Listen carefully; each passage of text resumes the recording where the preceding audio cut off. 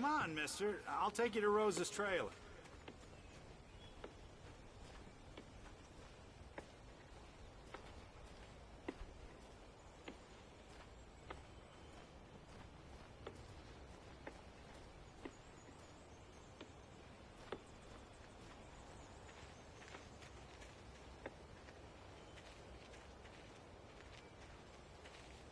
Yeah, how about that? It was there in the morning, as if it had fallen from the sky. But it would take a tornado to lift something like that. We're damn lucky it didn't crush any of the trailers.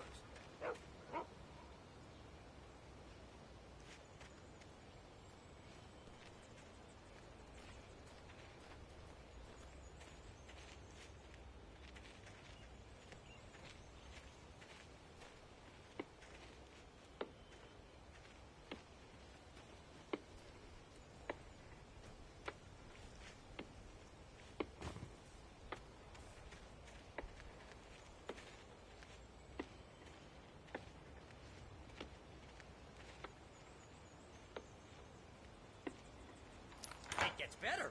A local girl, Barbara Jagger, drowned in Cauldron Lake just a week earlier. They were lovers. Sure, Jagger's a local spook store. The Scratching Hag. Comes for you in the dark. Copper stuff. Anyway, Al, I'm just getting to the best part. All of the articles about this stuff were written by Cynthia Weaver. I asked around, and she's that crazy bag lady you met. Yeah, anyway, she knew both Jagger and Zane before they both died, and she had some kind of a breakdown.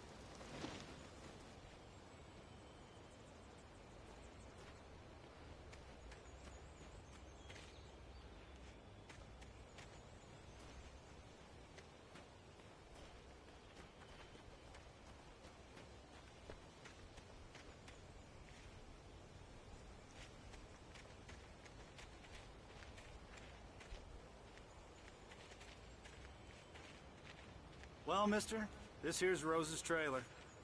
You mind me asking what you want with her? We're just here to talk to her, pal.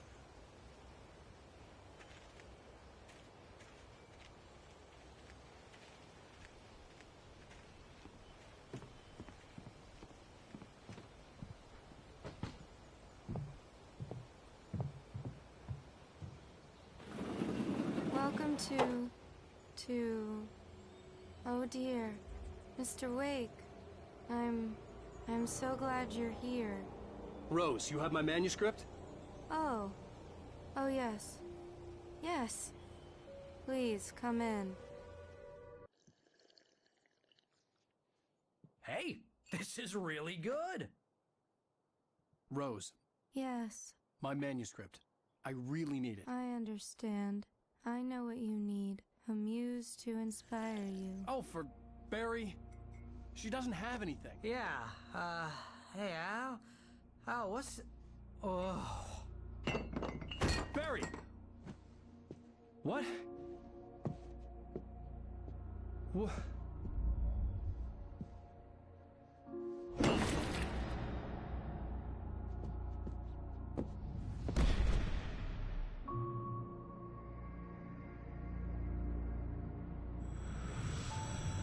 It's coming for you, hiding in my barber's skin. I'm too weak to stop it. You must turn the lights on. I promised I'd come visit you and your lovely wife. You must finish what you started. I insist. You must turn the lights on. Turn the light on. Back to work, boy.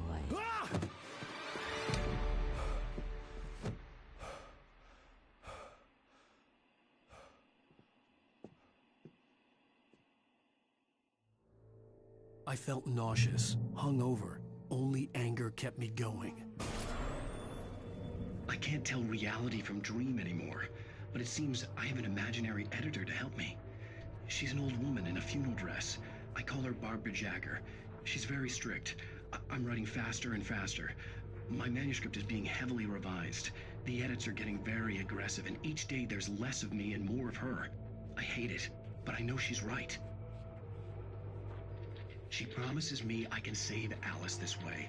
She knows more of this than I do. About the complex incantation I'm attempting. About this place. She's worked with another writer under similar circumstances, Thomas Zane. The genre of the story seems to be shifting. It's turning into a horror story. I'm getting close. I can feel it.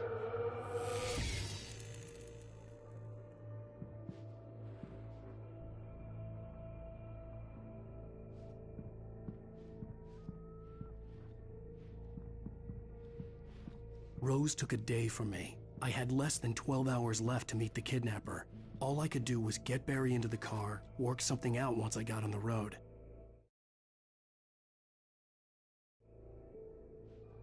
Welcome to the Oh Dear Diner. What can I get you today? Coffee? I couldn't work up much hate for Rose. Something had used her to get to me and left its mark. First refill is free. Milk and sugar on the counter there. Would you like to hear today's specials? Thank you. A nice day. Come back soon. Barry was out of it. He was way too heavy to carry. You're right. I deserve more money. I'm so handsome.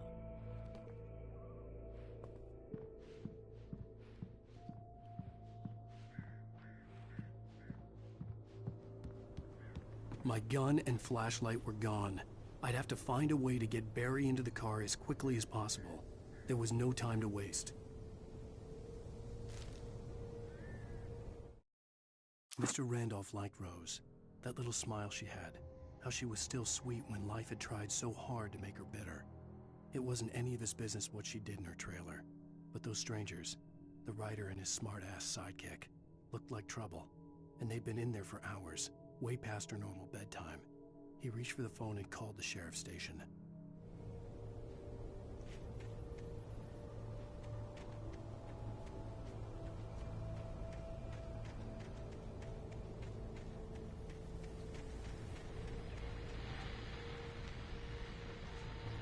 I just stepped outside to catch a breath of fresh air. Let me tell you, the weather's getting heavy.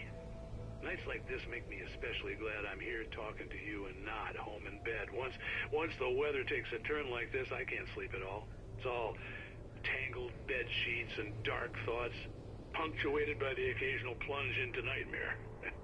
Is it just me? Well, perhaps it is.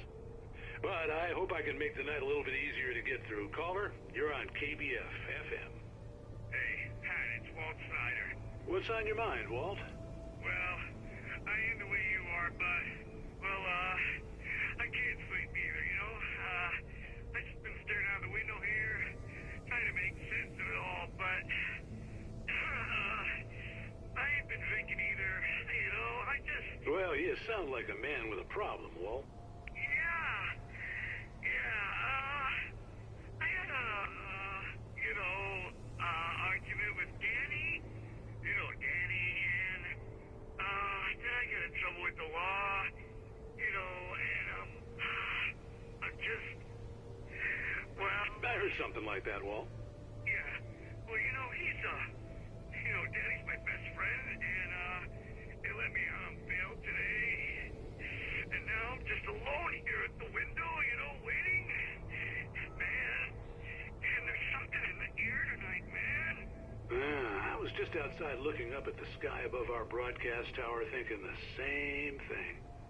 What are you waiting for, Walt? I don't know. You know, something's gonna happen. You know, I think I better go. Walt, maybe... No, thanks, Pat. Well, good luck to you, Walt. Hang in there. Let's take a little break, folks. This weather's really something else, huh? How can I be sure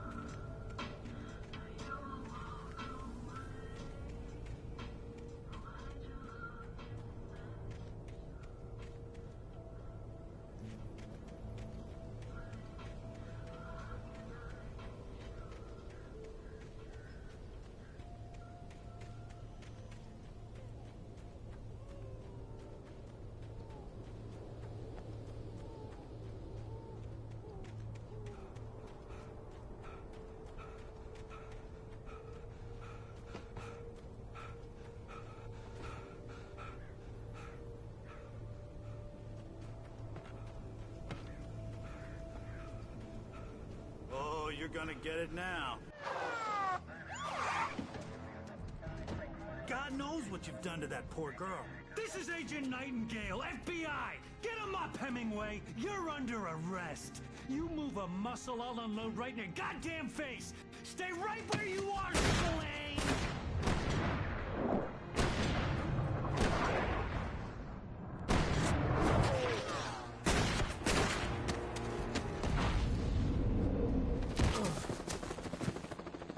What are? I'm standing right here, you goddamn maniac!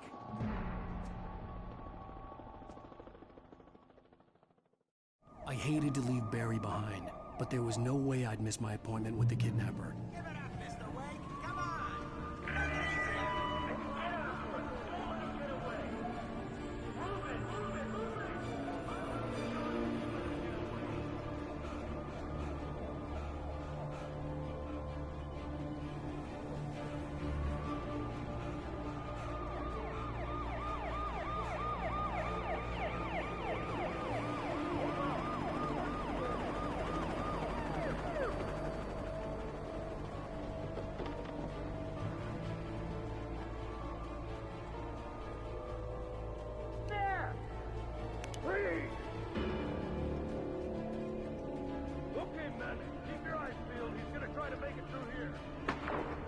Oh, damn.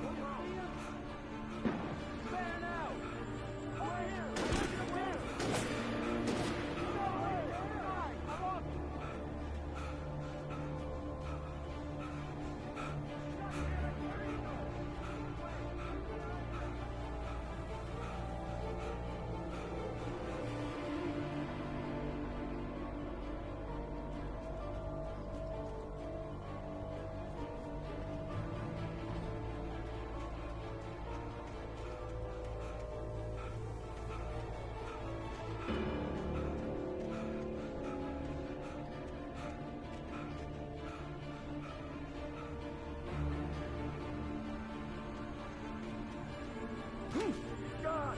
Come on, guys! We need to head him off!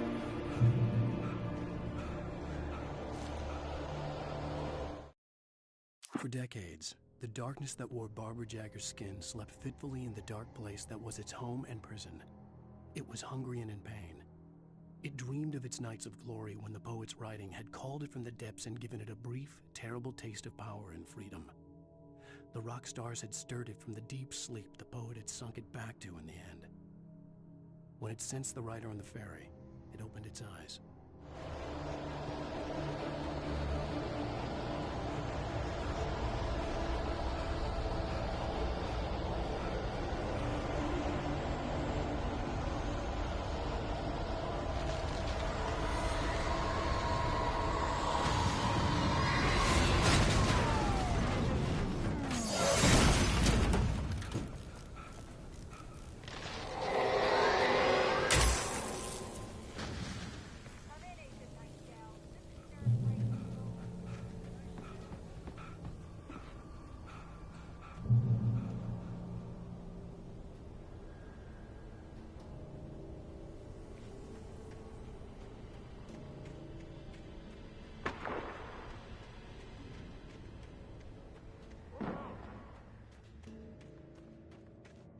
Search the area!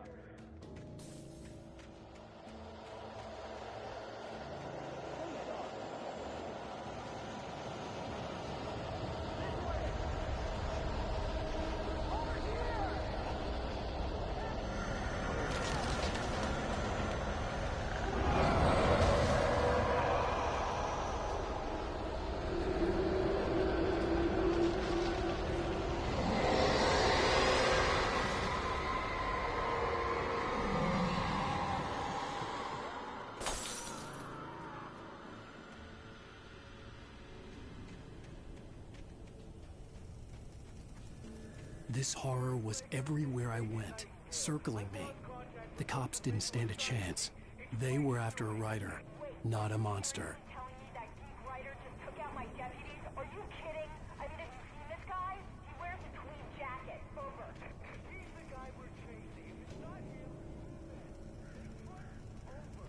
I don't know yet, but I'm not in the habit of jumping to conclusions. That tends to come back and bite you in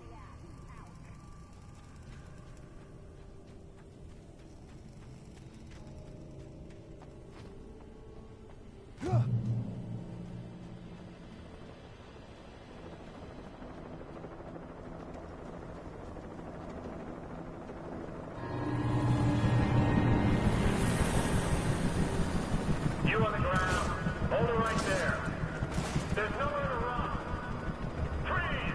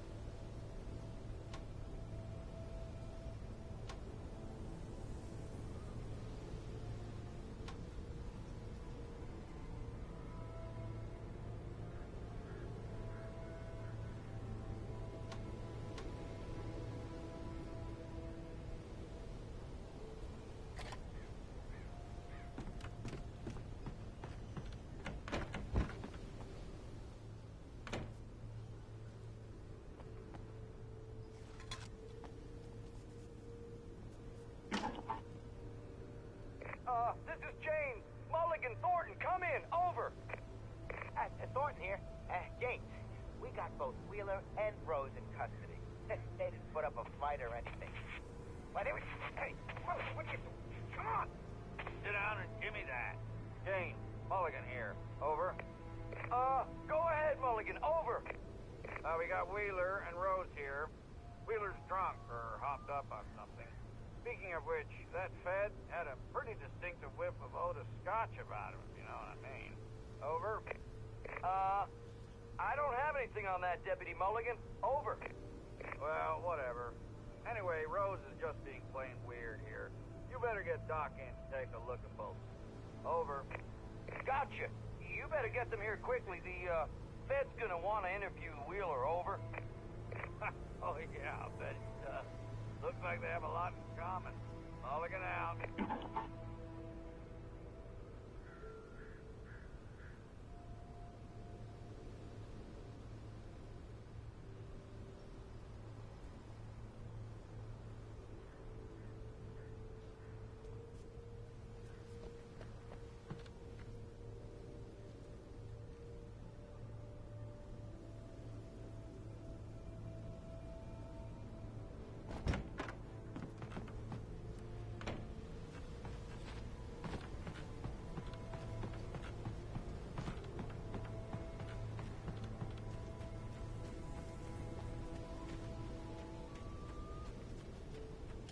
I imagined that the broadcast tower in the distance was part of the local radio station.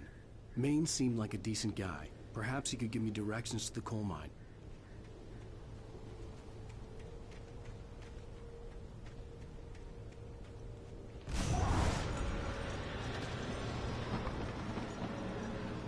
Unnatural shadows clung to the gate. The darkness that was after me was trying to stop me. I wouldn't get through without a light.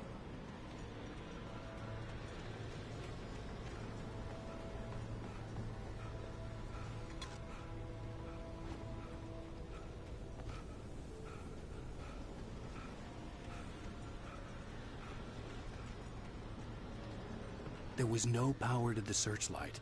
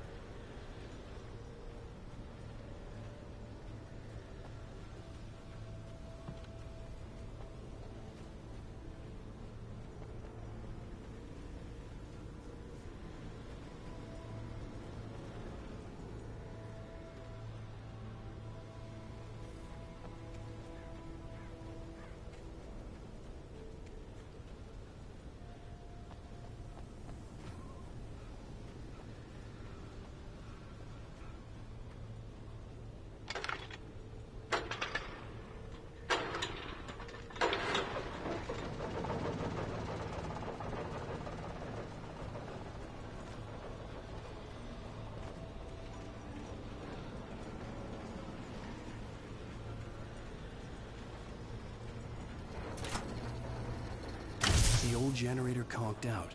I'd have to see if I could fix it and try again.